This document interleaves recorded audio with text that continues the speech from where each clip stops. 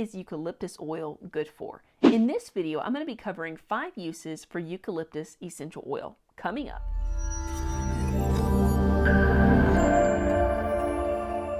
Hey, what's up? Melinda here as the oil coach, bringing you tips, tricks, and ideas for using your essential oils so you can live healthier, happier lives. Be sure to stick around until the end of this video because I'm also going to be sharing some great diffuser recipes with eucalyptus essential oil. Now let's jump into the video. So our first use for eucalyptus is for congestion and coughs. To apply the eucalyptus for these, you would apply 2 to 4 drops to your chest or add this oil to your diffuser. Our second use for eucalyptus is for sinusitis. For this, you would heavily dilute the eucalyptus oil with a carrier oil. My personal preference of carrier oil would be fractionated coconut oil. And then you would apply the heavily diluted eucalyptus to your sinuses. You'll just want to be careful to avoid your eyes. Now I have 3 more great uses of eucalyptus to share with you, but it's very important to point out that the quality of the eucalyptus oil that you're using is very important. We want to make sure that we're using only the purest, best quality essential oil that we have available to us. I've done a lot of research on the purity of oils, and I really encourage you to research it as well. And if you'd like to check out the oils that I personally use, or if you'd like to check out my masterclass where I cover the purity of oils as well as the top 10 recommended oils, then check out the links in the description below. Okay, our third use for eucalyptus essential oil is to help with asthma. Now, how we would use this for asthma is we would put a couple of drops of the eucalyptus in our hands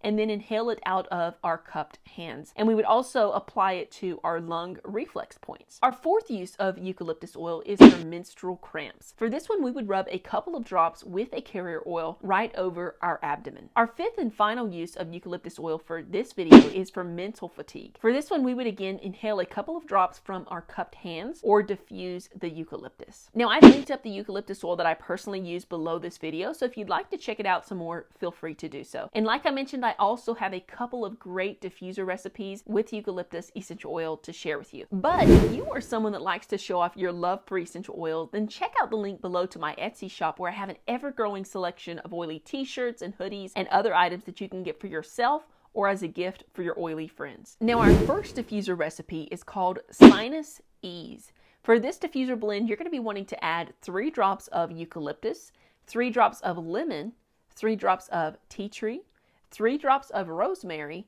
2 drops of cardamom, and 1 drop of peppermint essential oils to your diffuser. And our second diffuser blend is called Fresh Afternoon.